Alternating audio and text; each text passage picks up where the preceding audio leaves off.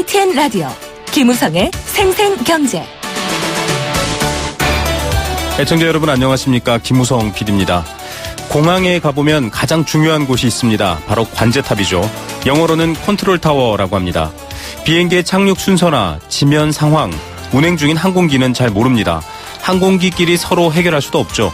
이 모든 상황을 정리해서 책임지는 곳이 바로 관제탑입니다. 요즘 한국 경제의 상황, 관제탑, 즉 컨트롤 타워를 필요로 하는 일이 참 많아졌습니다. 그저 보이지 않는 손에 맡겨서 시장을 믿고 있던 때와 달리 공적인 자산, 산업, 국민의 세금 보호하기 위해서 국가의 적극적인 역할이 필요한데요. 바로 컨트롤 타워입니다. 관제탑 없이 비행해온 한진해운, 법정 관리에 들어섰는데도 여러 가지 문제를 안고 있습니다. 경제 도미노에서 오늘 따져보겠습니다. 국민의 빚도 정부가 컨트롤 타워를 세워서 해결하려고 합니다. 대출보다는 상환 능력에 무게를 두고 있는데 대출의 질이 나빠지지 않겠다라는 것, 실효성을 가질 수 있을까요? 잠시 후 전문가와 함께 확인해 보겠습니다. 중국 경제는 무서울 정도로 국가의 컨트롤 타워에 의해서 일사불란하게 움직이고 있습니다. 전기차, 세계에서 가장 빠른 속도로 중국이 독주 중인데요. 이 문제 자동차 전문 기자와 함께 확인해 보겠습니다. 2016년 9월 6일 화요일 김우성의 생생경제 지금 시작합니다.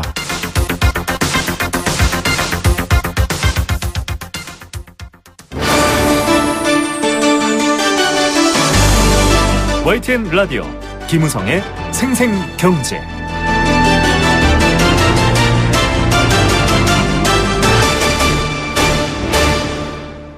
네, 8월 25일 지난달 가계부채 대책이 나왔었습니다. 그럼에도 불구하고 가계부채 증가가 가라앉지 않자 그 조치들을 최대한 앞당겨 시행하겠다, 이런 뉴스가 어제부터 나왔습니다. 어제 뉴스 시간에도 저희가 보도를 해드렸는데요. 아파트 집단대출과 관련한 소득 자료를 확보하겠다, 확인하겠다, 이런 얘기가 나오고 있고요. 대출 총량을 따져보는 총체적 상환 능력 DSR 시스템에 대해서도 도입 시기를 조금 더 빨리 당기겠다, 이런 내용이 나오고 있습니다. 그만큼 가계부채에 대해서 위협과 또 우려를 느낀다라는 건데, 이런 정부의 이른 도입이 과연 효과를 가질 수 있을까요? 또 정확히 제대로 문제점을 짚은 건지에 대해서도 한번 확인해 봐야 할 것 같습니다. 건국대 부동산학과 심교원 교수 전화로 연결합니다. 교수님 안녕하십니까? 네, 안녕하세요. 네, 지금 임종영 금융위원장 같은 경우에는 비수기인데도 가계부채 너무나 빠르게 오르고 있다, 좀 앞당겨 시행하겠다라고 해서 DSR이 주로 지금 핵심적인 뉴스로 다뤄지고 있는데, 네, 후속 대책 나왔거든요. 네. 어떻게 보십니까?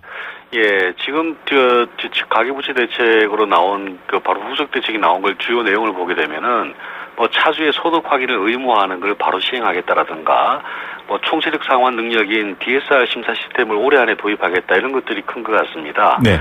그래서 지금 이런 추세가 이 대책으로 반드시 이제 잡힐 것인가에 대한 일단 의구심이 있고, 지금 서울과 지방이 양극화 진행이 워낙 크기 때문에 이 대책이 효과를 볼 수 있겠는가 예상하는 효과. 네. 그게 더 의구심이 있습니다. 대신 가계부채의 상승세를 누그러뜨리는 정도는 되지 않겠는가라고 보여집니다.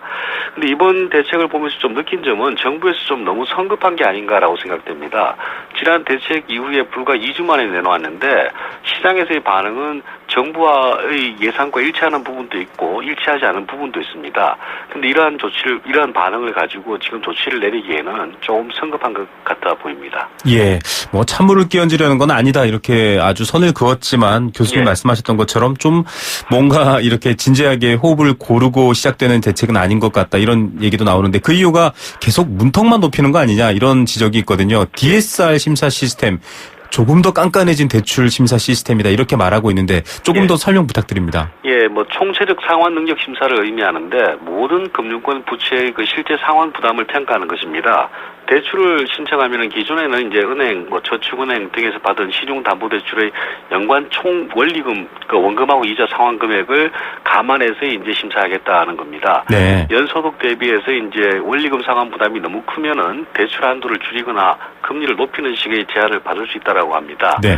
과거에 이제 총 부채 상환 비율이라는 것, 신규 주택 담보대출에 주로 쓰였는데, 네네, 여기에 비해서는 훨씬 더 엄격하고 정확한 지표라고 볼 수 있겠습니다. 예, 결국 쭉 이렇게 하는 것들은 뭐 주택담보뿐만 아니라 신용대출까지도 다 적용되게 되면 말 그대로 이자를 내면서 이 빚을 유지할 수 있는 능력만 보던 것과는 달리 예. 확실히 갚을 수 있느냐 이런 걸 따지겠다라는 거겠죠. 예. 뭐, 금융위는 이제 올해 안에 DSR을 다 신용대출에도 적용하기로 했습니다. 네. 이에 따라서 이제 여러 곳에서 돈을 빌린 사람이라든가 소득 증빙이 좀 어려운 사람은 대출 받기가 힘들 것 같습니다. 예. 그리고 뭐 신용정보원에서도 대출 만기라든가 금리, 상환 방식 이런 것들은 사실 공유가 잘 안 됐는데 이런 것들을 공유할 수 있는 시스템을 만들고 있습니다. 실제 근데 가계부채의 절반이 주택담보대출이고 이중 절반이 생계형 대출입니다. 네. 생계형 대출이기 때문에 DSR이 강화해서 시행된다면은 이런 생계형 대출을 받은 서민들의 생활고가 굉장히 심각해질 우려가 있습니다. 예, 뭐 그래서 또 제2금융권으로 가는 것도 맞겠다라고 하는데도 불구하고 또 다른 풍선 효과 나타날 거다 이런 얘기도 있습니다. 이런 부분들에 대해서는 좀 대책이 필요하지 않을까요? 예, 그 서민들이 이제 사실 대출 받을 길을 막아놓게 되는 건데 실제 일본에 이제 잃어버린 20년이 나타나게 된 것도 네. 금리 인상하고 부채 대출에 대한 억제책이었습니다. 그래서 지금 현재 경제 상황이 좀 나아지고 있다 그러면 이런 대책이 괜찮을 것 같은데 네. 지금 경제 상황은 무지 좋지 않은 상황입니다. 네. 뭐 구조 조정에다가 수출 감소에다가 얼마 전에는 순소득 감소까지 일어난 상황입니다. 네. 그래서 이걸 좀 강화해서 하겠다. 다행히 이제 정부에서는 이걸 참고로 하겠다는 거지 이걸 가지고 뭐 대출을 막겠다라고 얘기는 하지 않고 있지만 네. 실제 집행해서 가지고 엄격하게 집행된다면은 서민들의 생활고라든가 이런 것들이 심각해지고 경제 전체에도 부담이 될 것으로 보입니다. 예, 뭐 급격한 충격이 온다면 2008년 9년의 미국 사태를 보시면 될 것 같고요. 일본처럼 장기적 디플레이션으로 가면 또 다른 어려움인데 이 총체적 상환 능력 심사가 가계부채의 나쁜 질을 줄이는 데는 어느 정도 효과가 있다. 이런 긍정평가는 있거든요. 이런 부분에는 교수님은 어떻게 보십니까? 뭐 당장 시장에서 어느 정도 효과는 있을 것으로 보입니다. 근데 이 자체가 근본적인 처방은 아니고요. 사실은 뭐 좀 더 강한 정책을 내놔도 경제가 워낙 약한 상태이기 때문에 더 위험해지고 정부의 입장은 이해갑니다. 그렇기 때문에 이제 뭐 너무 강한 정책, 너무 약한 정책 중간에서 어떻게 그 조율을 찾고 있는 건데 이 정책으로 인해 가지고 가계대출 증가세는 좀 줄어들 것으로 보입니다. 네. 그런데 증가는 계속될 것으로 보입니다. 특히 이제 뭐 가계부채 대출을 지금 상황에서 더 강화하겠다는 대책은 굉장히 위험하지 않은가.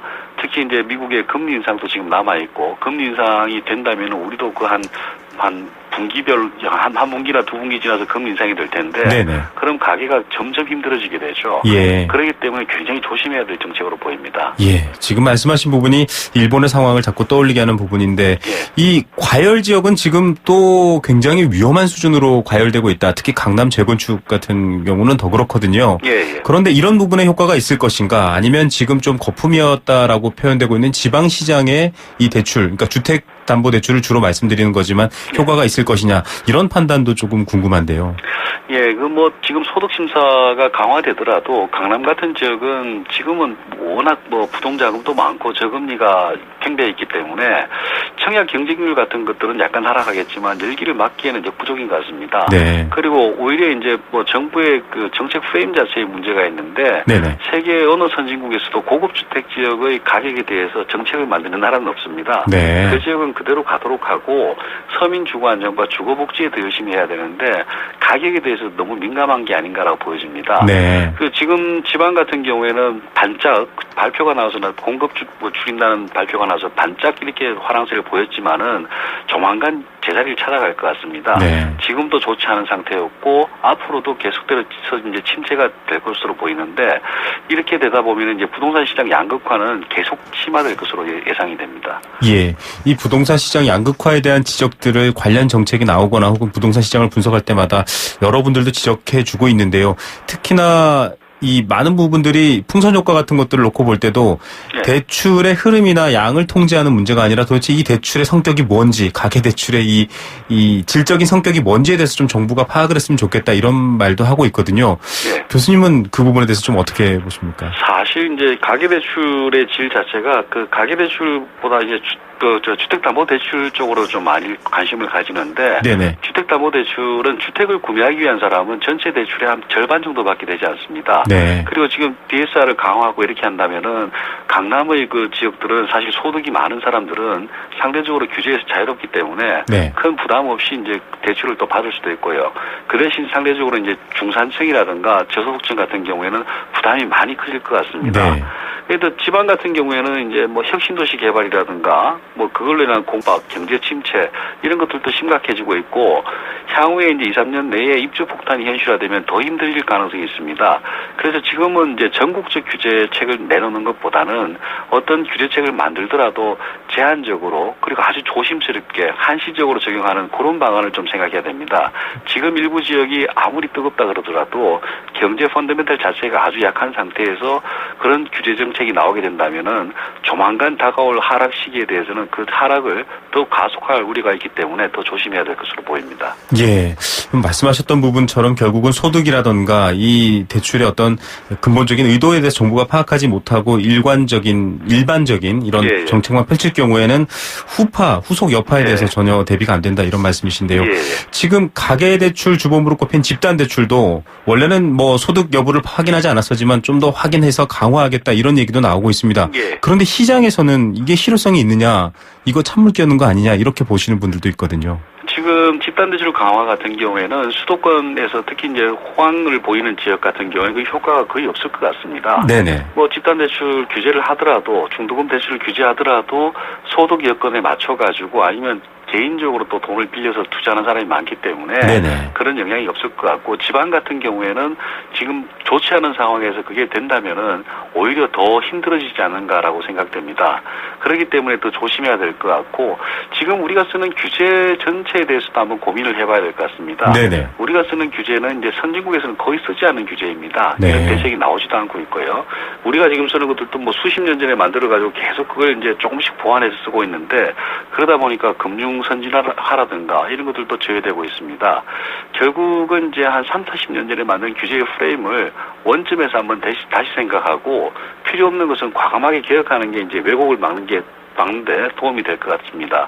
결국 이제 정부는 이 가격에 대한 정책보다는 서민 주거 복지와 중산층의 그 생활 안정 이런 본연의 목적으로 돌아가는 게 그 가장 뭐 본연의 자세로 돌아가는 게 아닌가라고 보여집니다. 예. 뭐 지금 말씀해 주신 거에 모든 분들이 궁금해하는 또 여러 가지 답들이 있는 것 같습니다. 가격 정책이 아니라 실수요와 주택의 기본적인 정책의 원래 목적에 좀 더 집중해야겠다. 이런 말씀 좀 전달됐으면 좋겠습니다. 예, 교수님 오늘 감사드립니다. 예. 네, 건국대학교 부동산학과 심교원 교수였습니다.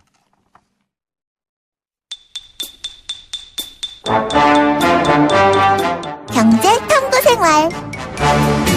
네, 경제 어렵지 않습니다. 한 걸음 한 걸음 걸어가다 보면 어느새 천리길에 닿아있듯 이렇게 퀴즈를 풀면서 매일 경제 공부하시면 어떨까요? 자, 정답 보내주시면 추첨을 통해서 알칼리수로 건강해지는 내 몸 A수 알칼리 생수 한 박스씩 보내드리고 있고요.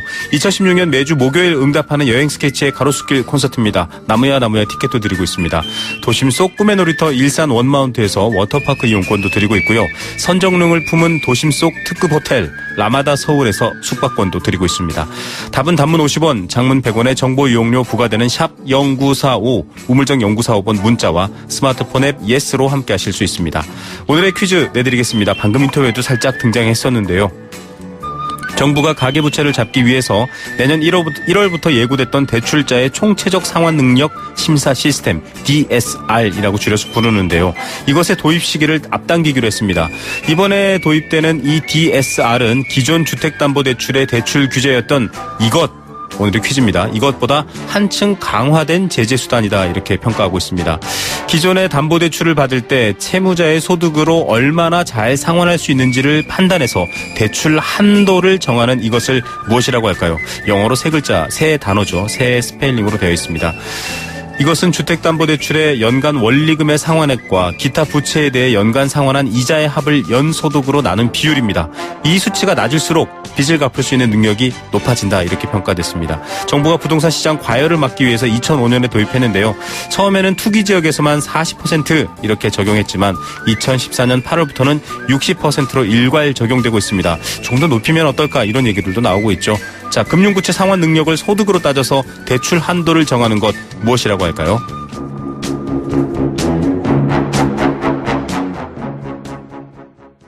네, 퀴즈 정답 많이 보내주시고요. 캠페인 듣고 경제 톱 뉴스로 돌아오겠습니다. YTN 라디오 캠페인. 물 없는 한라산, 물 없는 제주 바다를 상상할 수 있나요?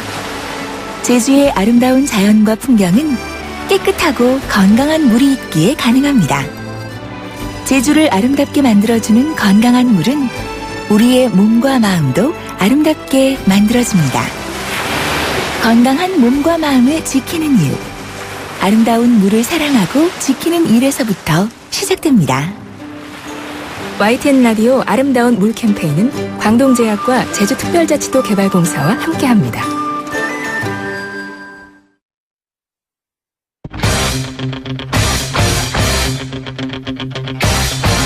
지금 가장 뜨거운 경제 소식. 경제 톱 뉴스.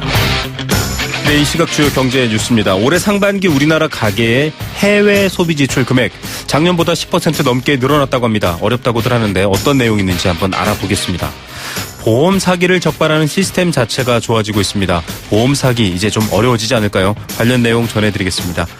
정부가 한진해운에 대해 1,000억 원 규모의 장기 저리자금 지원에 나서기로 한 게 얘기가 나오고 있습니다. 오늘 관련 인터뷰도 경제 도미노에도 준비되어 있는데요. 관련 뉴스도 알아보겠습니다. 이 시각 가장 뜨거운 경제 톱 뉴스 비즈니스워치 김춘동 기자입니다. 안녕하십니까? 네, 안녕하세요. 네, 가계의 해외 소비 지출 금액이 작년보다 10% 늘었다. 어떤 내막일지 궁금한데요. 네, 그 한국은행의 자료인데요. 그 올해 상반기 국내 거주자가 해외에서 이 소비로 쓴 돈이 13조 6천억 원에 달한 것으로 나타났습니다. 이 작년 상반기와 비교하면 1조 3천억 원 10% 넘게 늘어난 수치인데요. 이 상반기 기준으로 이 사상 최대 금액이었습니다.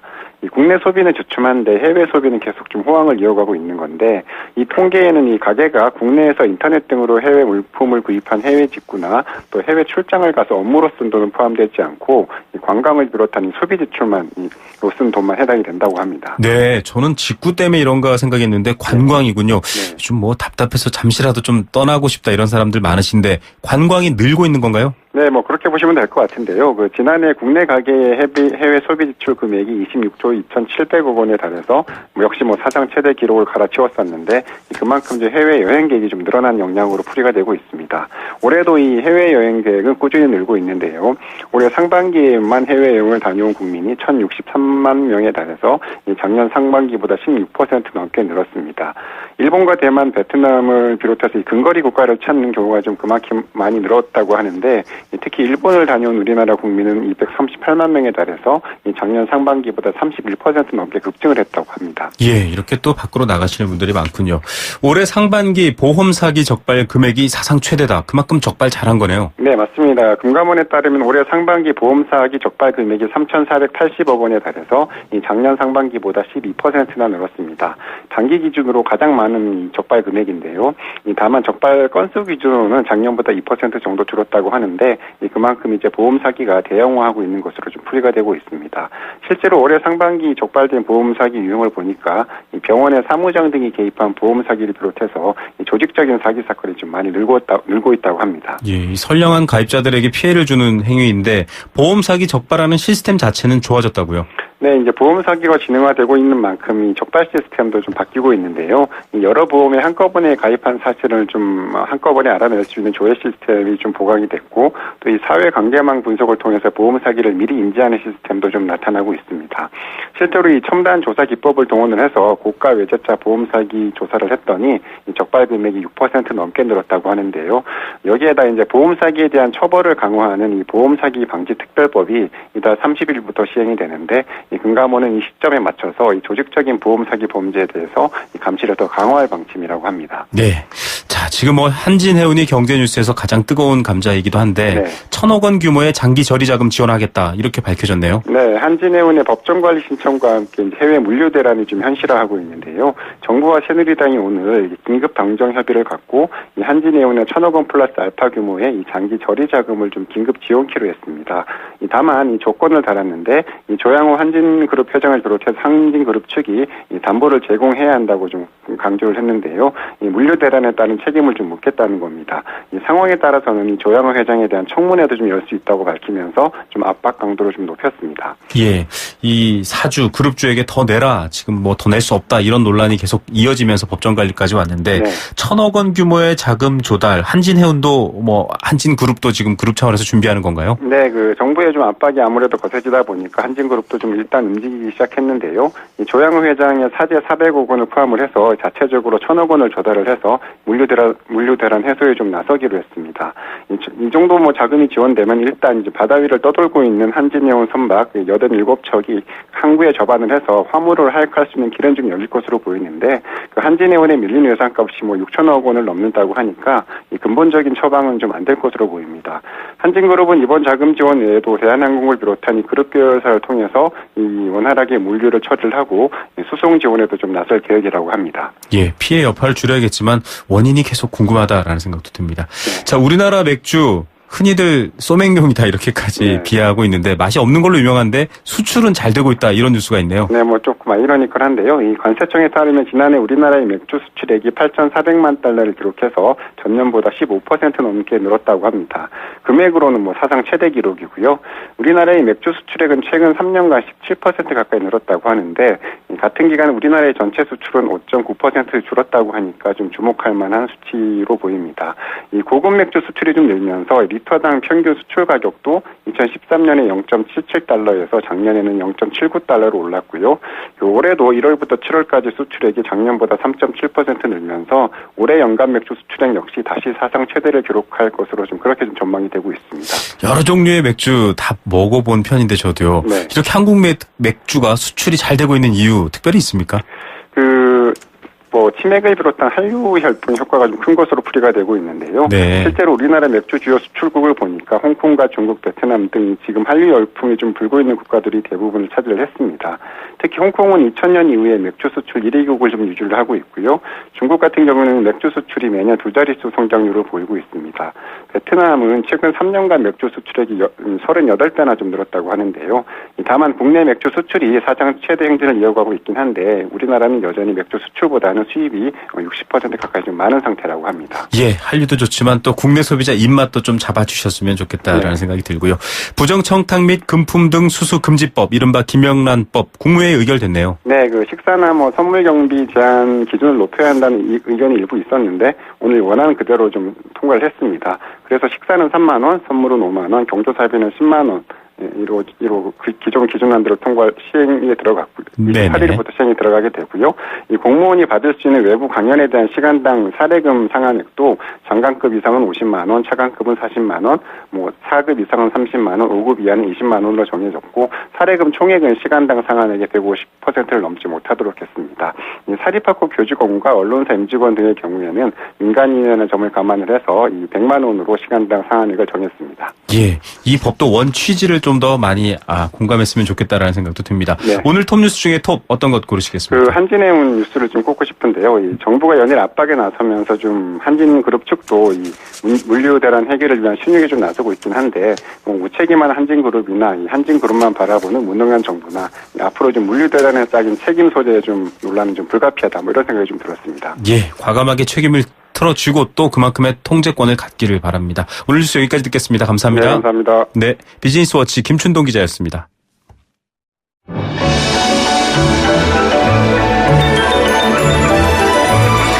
오늘의 경제를 들여다보는 시원한 창.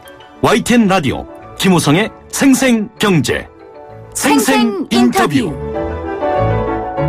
새로운 기술은 항상 각광받습니다. 시행착오를 거치기도 하지만 결국 새로운 시장을 선점할 수 있는 가장 중요한 도구가 되기 때문인데요. 스마트폰이나 드론 등은 이미 증명되고 있죠. 자동차 시장에서는 전기차가 그렇습니다. 환경도 경제도 다 잡을 수 있다, 이렇게 각광받고 있고 배터리 기술도 점차 발전하고 있습니다. 그런데 이렇게 항상 새로운 기술에 발빠르게 앞서온 한국이 전기차에서만큼은 그 목소리나 존재감이 미미한 정도입니다. 뭐 주력 완성차 같은 경우는 아직도 내연기관에 많이 쏠려 있지만 너무 손 놓고 있는 것 아닌가, 이런 비판이 나오고 있고요. 중국에 비해서는 아주 많이 뒤처져 있습니다. 어떤 상황인지 한번 확인해 보겠습니다. 오토타임즈 권용주 자동차 전문 기자 전화로 연결합니다. 안녕하십니까? 네, 안녕하세요. 네, 지금 뉴스를 보니까 세계 전기차 시장에서 중국이 압도적인 1위를 기록하고 있다 이런 보도가 나오고 있습니다. 미국에 네네. 비해서도 벌써 2배가량 높다, 뭐 판매율에서 이렇게 나오고 있거든요. 세계 전기차 시장 지금 어떻게 움직이고 있는 겁니까? 지난해까지 누적 판매된 전기차는 단연 미국이 7만 1,000대로 가장 많습니다. 네, 그런데 이제 중국은 2만 9천 대로 미국에 한참 뒤지는데, 그런데 우리가 이제 뭘 볼 필요가 있냐면 증가율을 봐야 된다는 거죠. 네, 그러니까 미국은 매년 전기차 판매가 한 8% 정도 이제 감소하는 추세고요. 네, 중국은 반대로 한 400%씩 증가를 합니다. 네, 그래서 자동차 회사 중에 전기차를 가장 많이 생산하는 기업이 과거에는 이제 닛산 자동차였는데, 이제는 중국의 그 BYD, 우리가 BYD라고 하는 중국 자동차 회사가 지난해 4만 3천 대를 생산해서 1등이 된 거죠. 네. 중국이 어떻게 보면 독주하고 있다 이런 모양새를 보일 정도인데 우리와도 사실은 배터리 지금 뭐 요즘 뭐 핸드폰 문제 때문에 배터리 네네. 좀 조심스럽긴 합니다만 배터리랑도 직접 연관이 있고요. 이 전기 자동차와 또 교육 면에서도 수출의 25%를 차지하는 게 중국인데 우리는 너무 손 놓고 있는 건 아닌가 이런 우려가 나오고 있거든요. 어떻게 네. 봐야 합니까? 이렇게 보시면 됩니다. 중국이 왜 전기차에 매진하냐 그 이유를 살피면 되는데, 일단은 뭐 네. 아시겠지만 베이징이나 중국의 대도시가 최악의 스모그 아니겠습니까? 그렇죠. 공기 오염이 심하죠. 그렇죠. 그다음에 이제 석유 의존도를 좀 낮추자 이런 거고요. 또 한 가지는 내연기관 자동차로는 아무리 해도 뭐 독일이나 미국, 일본, 한국차를 추월하기 쉽지 않다고 판단을 하는 겁니다. 네. 그래서 이제 시장 자체를 EV로 급격히 바꾸면 EV는 이제 모든 자동차 회사가 시작하는 단계니까 네. 충분히 어깨를 겨룰 수 있다 이렇게 판단하는 거고요. 네. 또 한 가지는 그렇게 해야 중국의 토종 자동차 업체를 육성할 수 있다라는 겁니다. 지금의 중국 내 자동차 판매의 거의 상당수가 합작사입니다. 네. 그렇기 때문에 중국의 자동차 회사가 자체적으로 이 내연기관으로 경쟁을 하면 결코 외국 기업을 넘어설 수 없다 이렇게 판단하는 거고요. 이걸 위해서 공용차의 30%는 무조건 전기차 구매를 의무화한 것이고 또 차값의 30-40%를 보조금으로 주고요. 중국은 아시다시피 지금 전 세계 자동차 1위 시장입니다. 네네. 그래서 자동차를 구입해도 번호판 받기가 한 해 별따기입니다. 네. 근데 전기차를 구매하면 번호판을 그냥 내줍니다. 또 오부제 적용도 없고요. 이렇게 활성화를 시킴으로써 중국의 토종 자동차 회사를 키우겠다 이런 보관이 있는 거죠. 예, 결국은 세계 자동차 시장이 만약에 전기 자동차 시장으로 간다, 가정을 한다면 중국이 그 주도권을 틀어주겠다, 정부 주도로 그렇게 틀어주겠다라는 얘기인데 그렇게 갈까요? 어떻게 보십니까? 뭐 그렇게 갈 수도 있겠죠. 그런데 중국도 고민이 뭐냐면 지금 뭐 돈을 무한정 줘서 보조금을 지급할 수는 없기 때문에 네. 장기적으로 2018년에서 2020년 사이에 보조금을 줄이고 결과적으로는 없앤다는 방침입니다. 이제 그렇게 되면 그 사이, 그러니까 한 3, 4년 사이에 중국의 자동차 회사가 보다 경쟁력을 확실히 쌓아라. 네. 그런 기회를 주는 것이고요. 이제 그렇게 해서 중국의 토종 자동차 회사가 어느 정도 경쟁력이 쌓이면 시장 자체를 상당히 열어주는 그런 쪽으로 아마 전략이 바뀌지 않을까 이제 생각이 되는 거죠. 예, 오히려 지금 중국의 전체적인 경제 방향이 내수에 굉장히 집중하고 있는데 그런 부분과 또 맞닿아 있는 것 같습니다. 네네. 한국은 일단 내연기관으로 만드는 이 완성차, 뭐 현대 기아차를 중심으로 한 이 완성차 시장에서도 사실은 지금 좀 고전을 겪고 있는 상황이다. 네. 따라서 신기술인 전기차 등에 조금 더 투자를 하고 힘을 실어서 새로운 시장, 특히 중국 같은 시장을 조금 더 대비해야 되지 않느냐 이런 주장도 있거든요. 어떻게 네. 보십니까?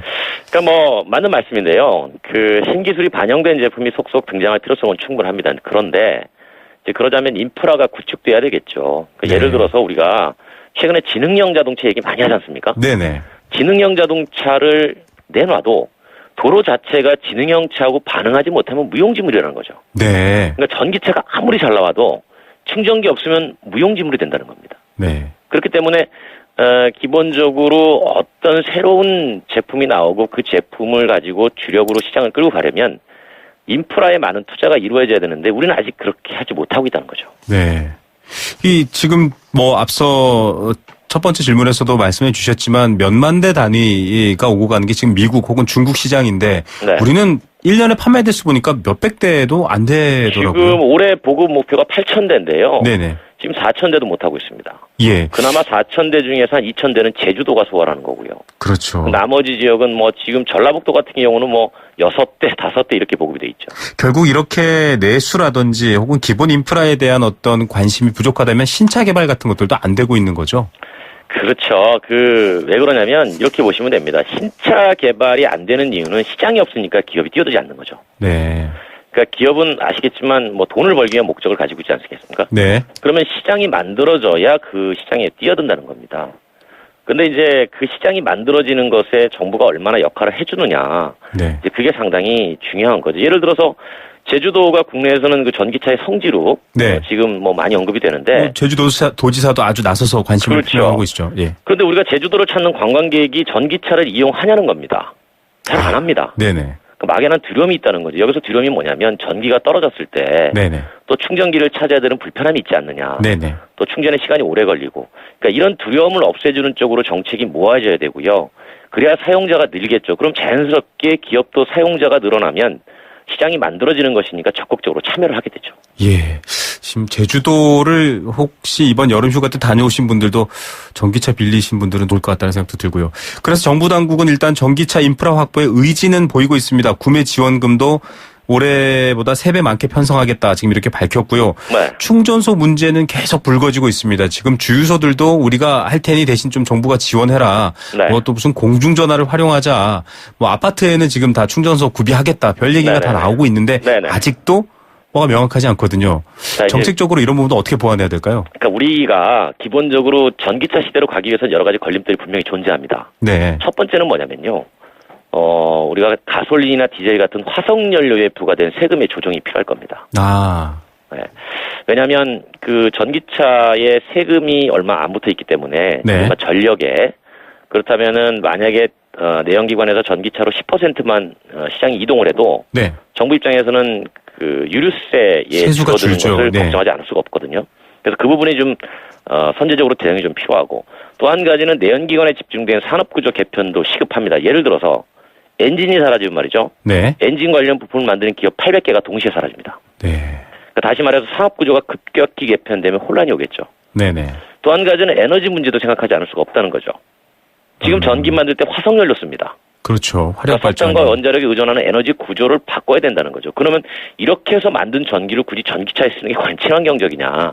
이런 논란에서 끝없이 자유로울 수 없다라는 거죠. 네. 그래서 이런 에너지 문제도 상당히 좀 우리가 정책적으로 생각을 좀 해봐야 되는 겁니다. 예, 명확하게 새로운 시대로 문을 연 상황이 아니군요, 지금. 네, 그렇죠. 여기 중간에 있는 상황 같습니다. 지금 테슬라 같은 세계적인 전기차가 한국에 매장을 낸다고 합니다. 신세계에서 지금 낸다 이렇게 광고 여러 가지 보도가 나오고 있는 상황인데 시장 반응 뜨거울 거다라는 전망도 있고요. 찻잔 속의 태풍일 거다 이런 얘기도 있는데 소비자들 반응은 어떻게 전망하십니까? 기본적으로 말이죠. 이거는 뭐 테슬라의 문제가 아니고 국내의 전기차 자체가 지금 활성화되지 못하는 그런 상황인 거죠. 예, 앞서 설명해 주셨던. 그렇죠. 네. 그러니까 테슬라가 들어와도 이게 제 아무리 뭐 테슬라가 얼마나 저기 한다고 해도 기본적으로 사용자 불편함이 해결되지 않으면 네. 전기차 시장은 활성화되지 않는다는 겁니다. 그래서 나오는 얘기가 지금 뭐 전기차 이용자들한테 예를 들어서 뭐 버스 전용 차선을 달리게 해준다든가 즉 네네. 구매 부담이 아니라 이용자의 불편함을 조금 혜택을 주는 쪽으로 가는 게 어떠냐 네. 그런 얘기들이 많이 나오는데 지금 이거에 대해서도 기존에 이제 버스 노선을 운영하는 이제 대중교통 사업자 이런 사람들과 또 이해가 충돌되기 때문에 반대를 하고 있거든요. 네네. 그래서 그런 혜택도 지금 섣불리 못 주고 있어서 결과적으로 사용자 불편함을 해소하는 건 정부가 보조금을 주는 것도 있지만 보조금을 좀 줄여가면서 이른바 충전기에 많은 투자를 해주는 게 활성화의 가장 큰 좋은 방법이다라는 얘기들이 나오고 있는 겁니다. 예, 산업적으로도 또 이용자 측면에서도 공존이 가능하고 또 편의성도 그만큼 서로 대비될 만큼 확충해야 한다라는 결국은 바탕이 더 중요하다 이런 얘기로 들리기도 합니다. 끝으로 지금 플러그인 하이브리드부터 시작해서 일반적인 하이브리드 차량, 전기차 또 고성능 내연기관 여러 가지 지금 정책들이 있는데 뚜렷한 방향은 안 보이거든요. 어쨌든 지금 미래로 향하고 있고 환경 문제라든지 경제 문제는 커지고 있는데 좀 정책 방향에 대한 일관성이나 기조들 제안해 주신다면요. 그러니까 여기서 일관성이란 우리가 어느 쪽으로 갈 것인가를 정해야 된다는 겁니다. 그러니까 네. 우리는 아직 전기와 수소 중에서 선택을 못한 상황이거든요. 네, 그런 얘기도 나오죠. 그렇죠. 둘 모두 같이 갈 수밖에 없는데 왜 그러냐면 우리나라 자동차 시장이 연간 170만 대밖에 안 됩니다. 네. 1년에 지구 전체에서 판매되는 신차가 9,300만 대예요. 적어도 이 가운데 30% 그러니까 한 3천만 대 정도 전기차로 바뀌어야 우리가 활성화돼 있다 이렇게 표현할 수가 있는데 네네. 이제 그렇게 될 때를 기다리느냐 아니면 먼저 가느냐의 문제인 거죠. 네. 먼저 갈 때는 그만큼 투자 비용이 수반되겠죠. 그래서 결국은 이 방향성과 비용의 문제, 그중에서도 방향성, 어디로 갈 것이냐를 먼저 명확하게 정부가 정책적으로 설정할 필요가 있다라는 겁니다. 예. 이런 설정이 사실은 인프라도 만들어내는 것일 테고요. 오늘 말씀 여기까지 듣겠습니다. 감사합니다. 고맙습니다. 네. 오토타임즈 권영주 자동차 전문 기자였습니다. 세계 경제가 내 주머니 속으로 경제 도미노. 네, 매주 화요일 따져볼 건 정확히 따져볼 수 있는 경제 도미노 시간입니다. 도대체 이 경제가 어떻게 내 생활과 또 나의 미래와 관련이 있는지 확인해 볼 수 있는 시간이니까요. 귀 쫑긋 세우시고 들어보시기 바랍니다. 한진해운 문제 앞서 오프닝에서도 컨트롤 타워 얘기를 해드렸습니다. 법정 관리를 둘러싸고 여러 가지 의견 차이와 또 명확한 방향성 혹은 책임 소재에 대한 부분들도 조금 부족한 상황이 되고 있습니다. 물류대란은 현실화되고 있고 여기에 대한 피해를 막자라는 얘기는 어느 정도 지금 합의가 되고 있다라는 얘기도 들리고 있죠. 정부도 사태 해결을 위해서 한진그룹 측과 접촉을 하고 있고 또 화주들에 대해서도 긴급 대책 마련에 나섰다 이렇게 나오고 있지만 추가 지원에 대해서는 굉장히 애매한 상황입니다.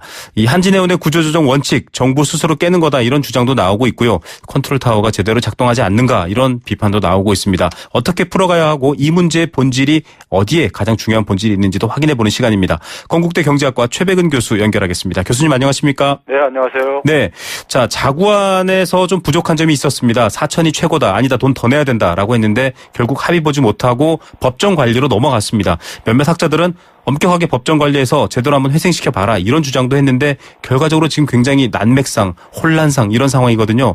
어떻게 보십니까? 지금 법정 관리가 문제가 되는 건 이게 이제 청산 수순이기 때문에 문제가 되는 거고요. 네네. 글쎄, 저는 법정 관리가 사실은 정부의 기업 구조조정 방식을 우리가 이해한다면은 이건 예고된 참사였다고 저는 보고 있거든요. 예고된 참사였다. 네. 예.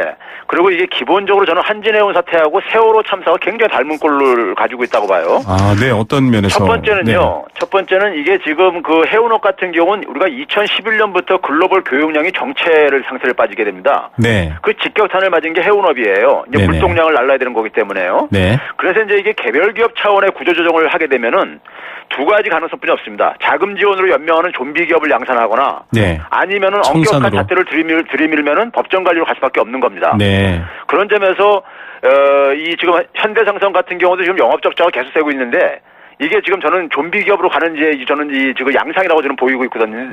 하나는 파산시키고 하나는 그러니까 이렇게 좀비 기업으로 하는 이런 수순으로 갈 수밖에 없다는 거고요. 두 번째는 정부가 그러니까 이 법정 관리 후폭풍도 사실 예고된 것이었었어요. 네. 왜 그냥 법정 관리라는 것은 채권과 채무가 동결을 의미하는 겁니다. 네. 거기에 정부가 이제 청산한다는 신호까지 보내줬어요. 네네. 그러면 해외 거래 상대방 입장 속에서는 자기 채무를 받아야 되는데 차압이라든가 억류라든가 거부 이런 것들을 나오는 건 당연한 거잖아요. 네네. 근데 이걸 정부가 그러니까 뭐 예상하지 못했다는 금융위원장 이런 얘기가 굉장히 저는 이건 우스더라고요. 네. 근데 세 번째는 뭐냐면 피해 정도와 범위를 제대로 파악하지 못하고 허송되면서 이제 우왕좌왕하고 있지 않습니까요? 네네. 이게 이제 무능의 극치를 보여주고 있는데 그다음에 네 번째는 물류대란을 정부가 이제 또 한진해운 탓을 돌려요. 네. 그러면 이제 한진해운의 사실 부도덕성은 정부가 자초한 것입니다. 왜 그러냐면 한진해운은 만일의 사태에 대비해가지고 핵심 자산을 한진그룹 계열사로 모두 이전시키고 빈 껍데기만 남겨놓은 상태예요 지금요. 네. 그럼 한진그룹이 여기에다가 지금 추가 자금을 투입할 생각이 있겠나요? 제가 볼 때는 없어요. 네네. 근데 계속해서 사재 출연하라고 지금 하고 있는 거거든요. 네네. 사업을 계속할 생각이 있었으면 핵심 자산을 이전시키지 않았을 것이고 정부의 추가 지원이 없으면 사업을 포기하겠다는 배수진을 친 거예요. 네. 이런 조건에서는 정부는 그러니까 한진해운에게 질 수밖에 없는 게임인 거죠. 예, 정부도 지금 나를 세우고 있긴 한데요. 더 이상 추가. 그런데 이제 계속해서 오늘도 나오는 얘기가 뭐냐면 어저께도 그러니까 채권들하고 회의했는 결과도 채권들에서 결국은 다시 그러니까 이것을 거부했는데 왜 거부했냐면은 법정 관리 자구안 내놓을 때나 내용적으로 달라진 게 하나도 없다 이거예요. 그러니까요. 단순 조건 달고 그래가지고요. 네네. 그래서 거기다가 뭐냐면 지금 상황을 그러니까 정부가 지금 제가 볼 때 해결 능력도 없어 보여요. 네. 이 모든 것이 5가지가 세월호 참사하고 굉장히 저는 비슷하다고 보고 있는 겁니다. 예, 그만큼 상황의 심각성이 정말 중하다라는 표현을 해주신 건데요. 사실은 이 한진해운의 현재 구조조정까지 이루어지면서 법정 관리로 가게 된 것이 금융위 중심의 어떤 산업 구조조정이었다. 왜냐하면 지금 해운업계에서는 뭐 100조 가까운 시장을 잃어버린 것이다. 이런 해운업 자체의 중요성에 대해서는 또 안타까워하시는 분들이 있거든요. 이런 부분에 대해서는 앞서 뭐 전문성과 여러 가지 5가지 지적을 해주셨지만 이 구조조정 과정에 있어서도 조금은 비판할 지점이 있지 않을까요? 금융위 중심의 산업 구조 조정은요, 제가 앞에서 지적한 네. 개별 기업별로 그러니까는 재무 개선에 초점을 맞춰서 하는 구조 조정이에요. 네네. 거기다가 이제 금융위가 지난번에 대우조선 해양 사태와 관련해서 사별관 회의라는 불똥을 맞았잖아요. 네네네. 그러다 보니까는 그냥 그 개별 기업의 이제 그러니까 재무 구조 개선에 초점을 맞춰가지고 들이밀다 보니까는 지금 해운업이라는 것이 지금 사업의 수익성을 지속적으로 확보하기 어려운 구조예요. 네. 그러다 보니까 당연히 뭐냐면은 금융 논리로 접근하게 되면은 이 법정 관리로 갈 수밖에 없는 거고요. 네네. 지난번 8월 초에 그 대기업 신용 이용 평가라는 게 있었습니다. 네네. 그때 이제 현대상선과 한진해운이 모두 다 C등급을 맞았었어요. 네. 워크아웃 대상이죠. 그럼 워크아웃 대상은 이제 채권단의 출자 전환으로 이제 경영권을 인수로 통합을 해가지고 해운사 경쟁력을 살리고 이제 수익성 낮은 부분을 조정했어야 되는 건데. 네네. 금융위원회가 그러니까 개별 기업으로 그러니까 개별 기업별로 그러니까 현대상선은 현대상선, 한진해운은 한진해운별로 재무구조 개선을 계속해서 들이미니까는 결국 그러니까 한진해운 같은 경우는 지금 그러니까는 그렇게 될 수밖에 없는 거죠. 예, 알맹이는 다 지금 빼놓은 상황으로 결국은 지금 빈 곳에서 책임을 미루고 있는 상황이 된 건데요. 자, 그러면은 지금 물류 대란 등으로 경제적 피해가 커지고 있다. 뭐 앞서 말한 해운 시장이나 해운 쪽 관련해서 뭐 100조에 대한 어떤 손실 얘기도 나오고 있는 상황인데 해운 항마업 에서는 지금 한진해운에 좀 추가 지원을 해야 된다 이런 얘기가 나오고 있고요. 오늘 조건부로 1,000억 정도를 뭐 장기 저리로 줄 수 있다 이런 얘기도 나오고 있거든요. 뭐 그룹 차원에서도 1,000억을 더 내겠다 이런 얘기도 나오고 있는데 이런 추가적인 자금 투입에 대해서는 어떻게 보십니까, 교수님? 먼저 추가 자금 지원 나오는 배경을요. 네. 정부가 사실은 최근까지만 하더라도 보게 되면은 나머지 지금 비용들은 모두 다 한진해운이 지금 이제 지불해야 된다 이런 입장이었어요. 네네. 그러다가 이제 오늘 아침부터 바뀌고 있는 건데. 이게 왜 그러냐면 앞에서 제가 지적했듯이 정부와 한진해운 간의 게임은 정부가 질 수밖에 없는 게임이에요. 네. 앞에서 얘기했듯이 그러니까 한진해운은 지금 빼낼 건 다 빼내갔어요. 네네. 그러니까 지금 뭐냐면은 한진해운을 그러니까 청산시키게 되면은 우리나라 물류대란으로 이어지게 되고 물류대란의 불똥은 그러니까 국가 이제 그러니까 경제 국민 경제 전체 차원의 문제고 여기에 정부가 그러니까는 강 건너 불구경하듯이 할 수 없단 말이에요. 네. 그러면 결국 뭐냐 한진해운보다 더 이제 초조해지고 이제 그러니까는 안타까운 것은 정부가 이제 그 책임을 떠먹는 수밖에 없다는 얘기를 하는 거죠. 예. 그런 점에서 이제 그러니까 이게 이제 그 추가 지원이 나오는 것이 결국은 이제 그러니까는 정부가 그러니까 추가 자금 이제 그러니까 지원하기에 유도를 하고 있는 거고요. 네네. 근데 저는 근데 이 자금을 추가 지원하려면 두 가지가 전제돼야 된다고 봅니다. 네. 첫째는 뭐냐면 한진해운이 그러니까 지금 한진그룹에다가 핵심 자산을 이전시켰는데 네. 그 당시 이전시킬 때 논리가 뭐였냐면은 자금 조달이었었어요. 한진해운에 필요한 자금 조달을 하겠다는 거였는데 네. 자금 조달을 하려면 이게 다른 기업에다가 팔아야지 자금 조달되는 거지. 자기 그룹 내에 있는 다른 기업에다가 매각을 해가지고 자금 조달하게 되면요. 네네. 결국 왼쪽 주머니 돈을 가지고 오른쪽 주머니 돈으로 이렇게 옮기는 이것뿐이 안 된다고요. 네. 그런 점에서 이제 그러니까 핵심 자산 이전을 저는 이거 방치한 게 굉장히 의심스럽고 이걸 좀 정상화시켜야 된다. 자금 지원 전제로 조건으로서요. 네. 두 번째는 뭐냐면은 저는 지금 이제 한진해운 같은 경우는 지금 기본적으로 이제 국유화할 수밖에 없다고 봐야만 살린다면요. 네네. 그러면 이게 현대상선도 사실상 산업은행의 자회사거든요. 그러니까 이걸 통합을 해가지고 해운산업 차원의 구조조정을 해야지만이 되지 그걸 하지 않으면은 밑빠진 독에 물 붓기식이 될 수밖에 없기 때문에 이게 결국 추가 자금을 지원한다 하더라도 효과가 그러니까 굉장히 제한적일 수밖에 없다는 얘기입니다. 단기적일 수밖에. 예. 결국은 앞서 말씀하신 자산 이전에 대한 부분들을 다시 한번 재점검하는 방법과 또 이 해운업 전체를 또 국가에서 어떻게 다시 확인할 수 있는 방법인데 이 한진 측의 책임에 대한 부분도 얘기가 되고 있지만 지금 법정 관리는 뭐 교수님 말씀하셨다시피 이미 다 예견돼 있던 부분인데 정부 역시 그렇다면 일정 부분의 책임을 져야 되지 않겠습니까? 자금 지원이 됐던 혹은 어떤 방식이 됐건 이 부분에 대해서 한 배를 탄 걸 텐데요. 이건 정부의 저는 철저한 무능의 결과라고 봅니다. 첫째는요, 2011년부터 13년간 3년간 연속 한진해운이 적자를 기록했었어요. 네네. 그 당시에 이제 주채물 계열제도에 의해 가지고 자율협약이라든가 재무구조 개선을 했어야 되는 거였었어요. 네. 그게 주채무 계열제도의 도입 그 배경입니다. 그런데 추가 자금 지원을 통해 가지고 소위 말해서 좀비 기업식으로 연명을 했던 거예요. 네. 그랬다가 이제 그게 한번 기회를 놓친 거고요. 그다음에 이제 올해 이제 아까 앞에서 지적했듯이 한진해운과 현대상선이 워크아웃 대상으로 C등급으로 분류된 다음에 이걸 이제 해결하는 과정 속에서 해운산업 차원에서 통합을 통해서 구조조정을 했어야 되는데 개별 기업별로 그러니까 이것을 재무구조 개선으로 접근하다 보니까는 현대상선은 그러니까는 거의 그러니까 지금 그러니까 좀비 기업 길로 이렇게 가고 있고 한진해운은 그러니까 지금 파산으로 내몰리면서 해운산업 전체가 붕괴되는 이것을 자초한 것이 저는 정부 정책의 실패로 보는 겁니다. 결국은 산업적인 측면이 아니라 금융적인 측면으로만 구조조정을 바라봤기 때문에도 가능한 해석이겠네요. 그렇죠. 거기다가 이제 재벌그룹에 끌려다닌 거죠, 결국은요. 네. 자, 지금 뭐 여러 가지 책임 소재에 대해서 많은 분들은 좀 답을 머릿속에 염두에 두고 있을 것 같은데요. 저희가 이 문제 또 계속 지켜보고 여쭤보도록 하겠습니다. 오늘 말씀 감사드립니다. 네, 감사합니다. 네, 건국대학교 경제학과 최백은 교수였습니다. 신세경입니다. 세계를 놀라게 한 아웃도어 기술이 대한민국 기술이란 사실 알고 계셨나요? 심장을 기록하는 기술, 야크온 P. 체온을 조절하는 기술, 야크온 H. 블랙야크의 혁신이 아웃도어의 혁신을 이끌어갑니다. 세상은 문 밖에 있다. 블랙야크. 네. 생생경제 포스코와 함께했습니다. 4992님 늦었지만 휴가 잘 다녀오셨네요. 김우성의 생생경제 화이팅입니다. 예, 늘 이런 응원의 문자 힘이 되고 감사드립니다. 오늘 생수 한 박스 선물은 8200님께 드리겠습니다. 퀴즈 정답은 DTI였습니다. 자, 라마다 호텔 숙박권은 3096님께 드립니다. 주택대출은 구입 목적에 따른 대출이어야 합니다. 시장의 순기능이 돼야 하는데 가계 생계대출은 좀 별도로 했으면 좋겠습니다라고 하네요. 예, 이 대출의 이유와 근거에 대해서 좀 더 잘 알아야 된다는 얘기 여러 번 지적됐죠.